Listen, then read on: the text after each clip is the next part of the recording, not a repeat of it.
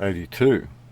Fourth, there was nothing in the prior convictions relevant to terrorism or a sufficient seriousness to give any concern about the defendant having potential to commit a serious terrorism offence in the future.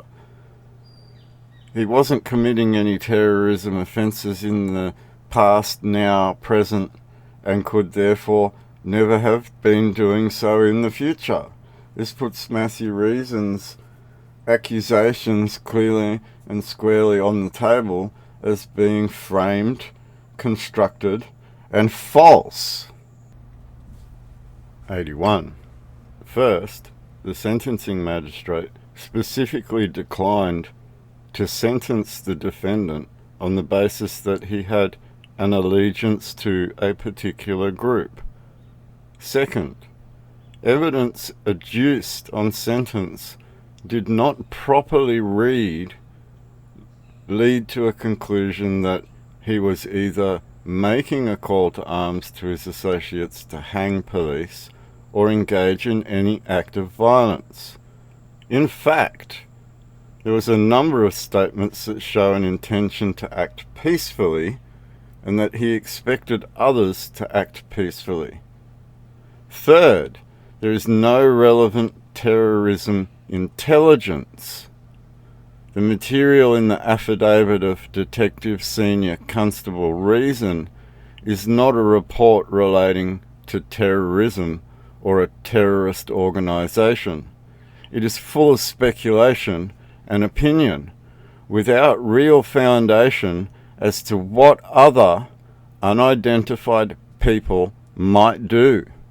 Emphasis was also placed on the concluding paragraph of Detective Senior Constable Reason's affidavit that it should be read as a, quote, picture of a group that has effectively dissipated, with members being disillusioned and having moved on to different groups, end quote. We've come from the reading of the Justice talking about a curial overthrow of government and not participating in any curial relative violence, at which now, going backwards, we can see why is relevant to Detective Senior Constable Matthew Reason having no leg to stand on and an inability to demonstrate in any way, shape or form that a foreign crown is a terrorist organisation. And by foreign crown, I mean foreign to his crown that he wears on his shoulder. This puts him squarely in a position of administration under the rules of usufruct, Hague 4 War on Land.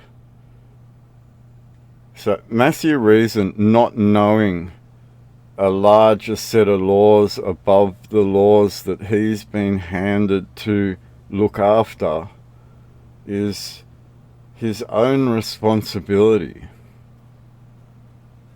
It's very clear within this document that we have a curial right, and we have the right to assert that right without displaying any extra curial violence. As we have demonstrated already, they have already broken international humanitarian law at Rule 92 by the actions surrounding this incarceration. They are all culpable, they are all liable, because they have definitely fabricated a case story to fit within the boundaries of what they would deem to be a terrorism act or terrorism organisation, and they have done this on purpose. 80.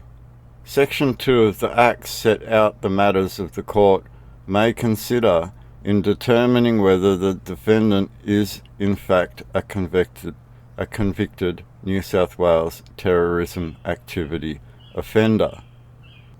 we can see that the justice is aware of this initial conviction that has brought all of this mental health down upon him in the first place. And the justice is then going through and saying, well, he can't be what you're tarred him with your brush. It's literal tar and feathering of this man, and it can't be so, given that there is a curial nature to this game. Now, we also have a demonstration of peace within this landscape in which God told us, blessed are the peacemakers. 79. The defendant disputed that he should be correctly considered a convicted New South Wales terrorism activity offender, even under the extended definition set out in Section 10(1)A of the Act. So we have a tarred brush that happened before the court at this point has even started. So this tarred brush already exists before these matters take place. And this justice is now addressing this fact in that through this entire period, he's been treated unfairly, and he's been tarred with a brush that he should never have been tarred with in the first place. And this is where Cossack should probably open his ears as to that label that leads you into a certain bracket of being handled by these enforcers later.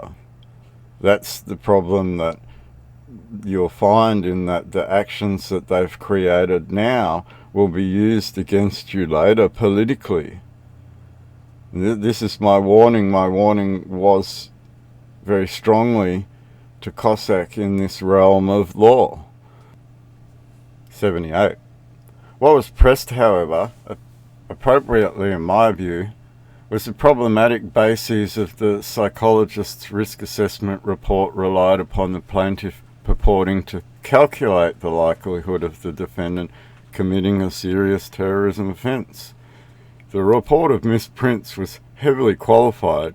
She had some good dice in her hands, referring to itself as an interim assessment only, and concluding that any risk presented by the defendant required a narrative shift occurring before any such activity would proceed, and it would be activity in which his role would likely be limited to promotion, recruitment, and development of material. It was in this context that Miss Prince promoted, recruited, and developed material in contradiction to the rules that were put in place for formulating a report in the first place, therefore calling it an interim assessment. It was in this context that she assessed the defendant as presenting a moderate to high risk, using the Violent Extreme Risk Assessment Tool, VERA. There was nothing in the report using the Violent Extreme Risk Assessment Tool, VERA. There was nothing in the report, however, that assessed the likelihood of the contextual change or narrative shift actually ever occurring, and so her conclusions remain completely speculative. They know that the narrative shift that they're talking about is this curial change in your mind, which then would bring about a whole different structure of law in a line of authority founded in your forefathers. That's the contextual change or narrative shift that they're talking about. And then you've also seen how they've talked about retributive violence. And now we see a justice talking about not progressing through a curial violence, right? And a curial overthrow of government. Whose fruits are they to be able to be used? That's the simplest way of putting this question at the bottom line. Whose fruits are they to be used? there is some stark revelation in reading this backwards now, that you have a right that you can assert inside international law, and it's a right of self-determination that is detailed on the Rule of Law page on the Attorney General of Australia's website.